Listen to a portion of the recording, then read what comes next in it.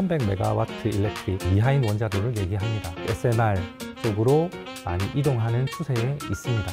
SMR이 있어요? 사실을 얘기하지 않은 것 같습니다.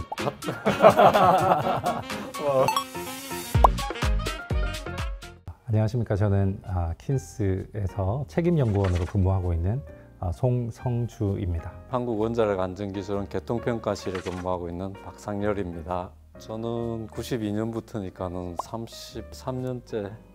예, 저는 2010년도에 입사를 해서 지금까지 한 15년 정도 근무를 했습니다. 두 분 다 오늘 베테랑이시니까. 글쎄요. 이기면 조기 퇴근해요. 조기 퇴근이요? 네. 아니요. 킨스는 뭐 하는 곳인가요를 입력을 했고요. 모범 답안 같은데요. 더 출발할 네, 저희 홈페이지에 있는 저희 원의 목적을 정확하게 제시하고 있는 것으로 보여집니다. 지금 여기 답변은 저희가 보기에는 상세한 내용보다는 큰 제목만 우선 나열을 한 것 같아요. 두 줄짜리 답변으로는 100점. 저희가 답변을 이렇게 명확하게 두 줄로 하기도 쉽지 않을 것 같아요. 킨스가 원자력 안전 규제를 하는 기준은 무엇인가요? 라고 저희가 GPT에 질문을 했습니다. 엄밀하게 이야기하면 미국 10CFR은 기준은 아니고 미국의 법령이니까 이건 챗GPT가 감점. 국내 법령이 법, 시행령, 시행규칙, 고시, 규칙 이런 체계로 되어 있기 때문에 이 체계를 기반으로 안전규제를 수행한다고 이제 정확하게 제시를 하고 있습니다. 챗GPT에서는. 국내에서 쓰이는 기술 기준 지침 이런 것들도 있거든요. 근데 그거는 지금 언급이 좀 빠진 것 같아요. 그리고 법적 요건은 아니지만 킨스 내 자체 규정인 규제 기준과 규제 지침이 있습니다. 이 부분은 조금 빠져 있는 것 같습니다. 예. 그래도 이 정도면 70점은 되는 것 같아요. 왜냐하면 이게 법령과 기준을 혼동한 거는 좀 큰 차이가 있거든요. 킨스가 안전을 관리하는 대상에는 어떤 것들이 있나요? 라고 일단 질문을 입력을 했습니다. 그 핵주기 시설 빠진 거 말고는 나름대로 괜찮은 것 같습니다. 관리하는 대상은 어떻게 보면 전 국토를 대상으로 저희가 관리를 하고 있거든요. 시설뿐만 아니라 바다, 그다음 대기 이런 모든 우리나라 국토 전 영역에 대해서 감시를 수행합니다. 특히 후쿠시마 이후로는 바다에 샘플을 채취를 해서 어느 정도 방사선이 어떻게 분포하고 있는지를 확인하고 있고요. 예를 들어서 북한에서 핵실험을 한다 그러면 이제 대기에서 포집을 통해서 분석을 하고 있습니다. 그래서 이런 모든 것들이 킨스에서 관리하는 대상에 포함된다고 볼 수 있습니다. 질문을 관리 대상으로만 잡으면 85점 정도?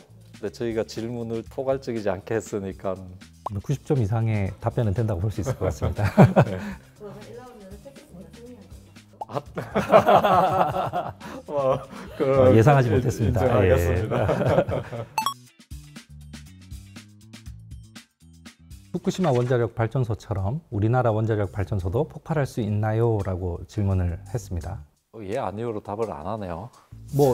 굉장히 일반적인 답변이라고 볼 수도 있는 것 같은데요. 사실은 원자력 발전소가 폭발할 수 있느냐라고 했을 때 후쿠시마 원자력 발전소와 우리나라 원자력 발전소는 이제 구조적으로 좀 다르고 우리나라는 가압 경수로 형태의 원자력 발전소가 대부분이고요. 후쿠시마 원자력 발전소 같은 경우는 이제 BWR이라고 해서 비등형 경수로의 형태를 가지고 있어서 원전의 형태가 조금 다릅니다. 그래서 비등형 경수로 같은 경우는 원자로를 바깥을 둘러싸고 있는 경납 용기가 있고요. 우리나라 원자력 발전소 같은 경우는 원자로 바깥에 경납 건물이라고 하는 굉장히 큰 돔 같이 생긴 건물이 있습니다. 그래서 이 부분이 충분한 공간을 확보하고 있고 경납 기능을 수행을 하고 있기 때문에 내부에 폭발이 있더라도 경납 건물을 통해서 바깥으로 전파되는 것을 최소화하고 있습니다. 이런 부분에 있어서는 상세한 답변은 챗GPT가 하기 어려울 것 같습니다. 예.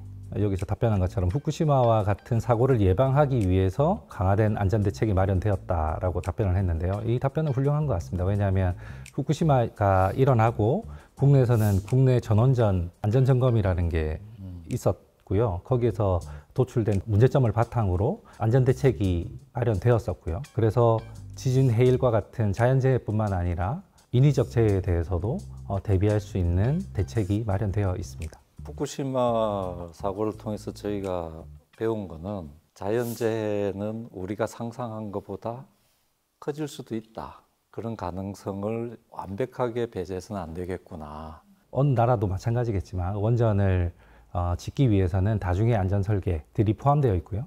이게 심층 방어라고 하는 안전 설계 개념들이 들어가 있고요. 그다음에 엄격한 규제, 원자력 발전소는 뭐 개인이나 누가 함부로 쉽게 지을 수 있는 시설이 아니다 보니까 국가에서 통제를 하는 시설이다 보니까 엄격한 규제를 통해서 혹시 모를 사고 가능성에 대비해서 규제를 하고 있습니다. 정확한 답을 안 해서 네. 그죠? 일반적인 답변을 한 것 같고요. 60점 정도 평가하겠습니다. 우리나라 원자력 발전소 안전은 어떻게 확인하고 있나요? 라고 저희가 질문을 했습니다. 답변을 4가지로 나눠서 하고 있네요. 원자력 발전소의 안전은 크게 이제 지어지기 전에 안전성을 확인하는 심사라는 단계를 통해서 이제 안전성을 확인하고 있습니다. 지어지고 나면 그걸 주기적으로 안전성이 유지되는지를 확인을 해야 되겠죠. 이제 그런 측면에서는 검사라는 행위를 통해서 주기적인 안전성을 확인을 하고 있습니다. 발전소가 지어지기 전에 사용전 검사라는 것을 통해서 정말 이 발전소가 잘 지어졌는지를 혹은 기준에 맞는지 규제에 충족하는지를 확인하는 행위가 사용전 검사가 되겠고요. 그 이후에 지어지고 나면 운영되면서 2년 주기로 주기적인 정기 검사가 이제 된다고 했는데 이런 부분들은 잘 설명이 된 것 같습니다. 그리고 뭐 밑에 있는 심층 방어 및 다중 방벽 설계와 관련해서는 이런 것들은 이제 발전소가 지어지기 전에 설계 단계에서 이미 고려해서 지어지는 개념들이고요. 사고가 나지 않도록 예방되는 게 가장 중요하기 때문에 기기나 개통이 고장 나더라도 다른 기기를 통해서 대체할 수 있도록 뭐 지어지는 이런 것들이 포함되겠죠. 그래서 사고 예방부터 사고 완화까지 다양한 전략들이 있고요. 요거는 좀 문제가 있는 것 같아요. 사중 방호벽이라고 했는데 저희가 흔히 이야기할 때는 이거를 오중 방호벽이라고 하는데 기본적으로 다중의 방벽을 통해서 방사성 물질의 누출이 환경으로 나가는 것을 이제 방지하고는 있습니다. 삼중이라고 표현하는 것은 폐연료에서 한번 방사선을 가두고, 그다음에 이제 원자로에서 한번 가두고, 그다음에 경락 건물에서 한번 가두고 이렇게 이제 3가지 방벽이라고 표현을 하기도 하고, 오중일 때는 원자력 연료인 우라늄 펠렛이라는 게 있거든요. 펠렛 자체에서 방사선 물질을 가두기도 하고, 연료봉 안에 이제 펠렛들이 쌓여 있는데요. 그 연료봉 자체가 또 밀봉되어 있기 때문에 그 연료봉에서 또 한 번 더 가둬주기도 합니다. 혹시 연료봉이 파손이 되면 원자로 안에서 가둬주기도 하고요. 그럼 그게 또 밖으로 나갔을 때는 경락 건물 안에서 또 가둬주기도 하기 때문에 이런 방호벽을 통해서 방사성 물질의 누출을 방지를 하고 있습니다. 이번 질문에 대한 이 챗GPT의 답변은 몇 점 정도 주실 수 있을까요? 나쁘지는 않은데 심사가 빠진 게 좀 결정적으로 그죠? 무승부를 하시죠. 원자력 안전을 규제하는 사람들은 어떤 사람들인가요? 자격증이 있나요? 라고 저희가 질문을 했고요. 원자력 안전 관련 규제자는 다양한 전공을 필요로 합니다. 저희가 원자력 안전 기술원이지만 원자력 전공자만 필요한 것이 아니라 기계 분야, 전기 분야, 토목, 구조, 계측 분야, 다양한 분야의 그 전문 인력들을 필요로 하고요. 어떻게 보면 종합 학문인 거죠.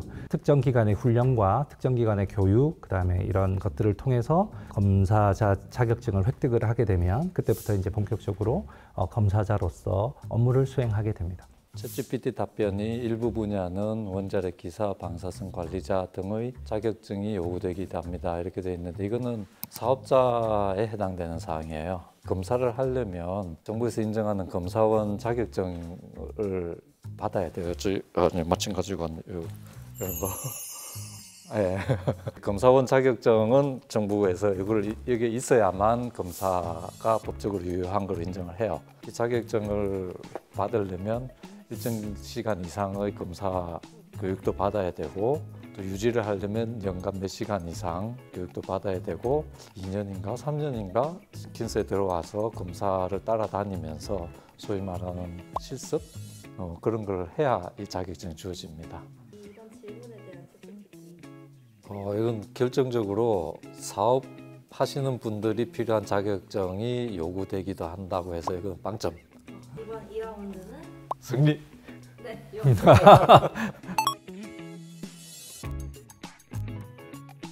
우리나라에도 SMR이 있나요? 라는 질문을 입력을 했습니다. 먼저 SMR이 뭔지를 간략히 설명을 드려야 될 텐데요. SMR은 300메가와트 일렉트릭, 그러니까 출력이 300메가와트 이하인 원자로를 얘기합니다. 그리고 중형은 300에서 한 600이나 700 정도까지를 중형 원자로라고 하고, 그다음에 이제 그 이후를 이제 대형이라고 하는데 국내는 1000이나 1400메가와트급의 대형 원자로가 이제 대부분을 차지하고 있습니다. SMR이 있어요? 현재 세부적인 내용은 답변이 충실하게 답변을 한 것 같습니다. 그러나 현재 상업 운전 중인 SMR이 국내에는 없습니다. 스마트에 대해서는 정확하게 설명을 드릴게요. 스마트 같은 경우는 SMR의 한 일종이고요. 원자력 연구원이 개발한 일체형 가압 경수로가 맞습니다. 그리고 2012년도에 세계 최초로 표준 설계 인가를 획득했고요.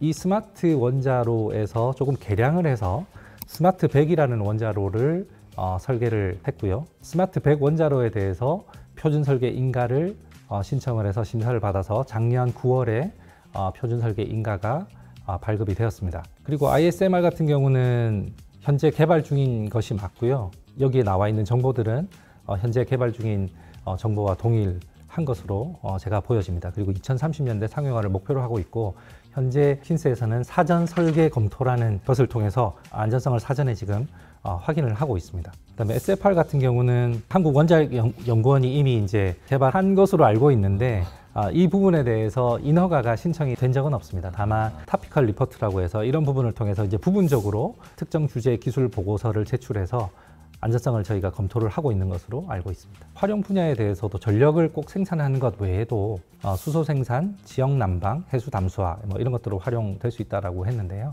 높은 온도를 가지고 수소를 생산하는데 이제 유리한 측면이 있기 때문에 수소를 생산한다든지 혹은 뭐 이 에너지를 가지고 해수를 담수화시켜서 그 지역에 부족한 물을 공급한다든지 여러 가지 다목적으로 활용하기 위해서 SMR들이 개발되고 있습니다. 챗GPT의 답변은 어떻게 보실 수 있을까요? 일단 국내에 상업 운전 중인 SMR이 없습니다. 그래서 사실을 얘기하지 않은 것 같습니다. 다만 그 안에 내용은 상세하게 설명을 한 것 같습니다. 10점.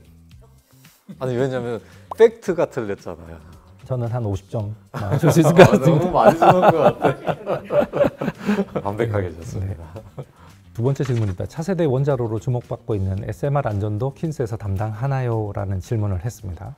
답변은 잘한 것 같던데. 예, 뭐 어느 정도 잘한 것 같습니다. 앞서 설명드린 대로 SMR이라는 게 국내에 지어진 적이 없고 새로운 노형이고 사이즈가 작은 만큼 혁신 기술이라고 하는 기존에 쓰여지지 않았던 기술들을 많이 도입하는 추세에 있습니다. 기존의 규제 체계에는 없었던 방법들을 쓸 수 있잖아요. 그렇기 때문에 규제에서도 기술 도입에 따른 규제가 새롭게 이제 만들어져야 되겠죠.